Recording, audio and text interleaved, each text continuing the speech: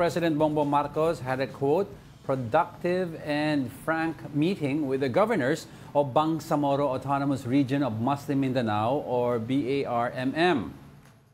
Presidential Communications Office or PCO did not provide specific details about the recent meeting. They only said that PBBM talked to BARM leaders about the government's agenda for the Bangsamoro people.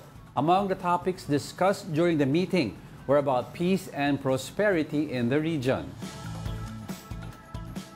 Oh, this week yung ano nila eh. Yeah. Yung sa halalan nila Filing. Filing of COC. Oh, pero there's a call, I heard even si SP Cheese Escudero, they're entertaining the call na i-suspend yung election sa BARM.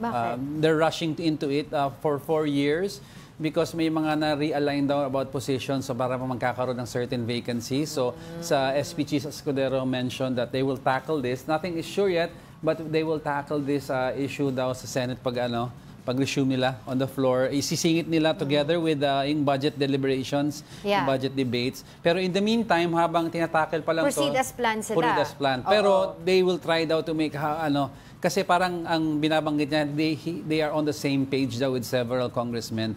And ang nag-request nito po is from BARM Parliament mismo. Okay. Kasi narinig po yung ibang mga reports kasi na pag ini-interview yung COMELEC chairman, si Chairman na George Garcia, talagang ready na sila. Yeah, ready. Status quo.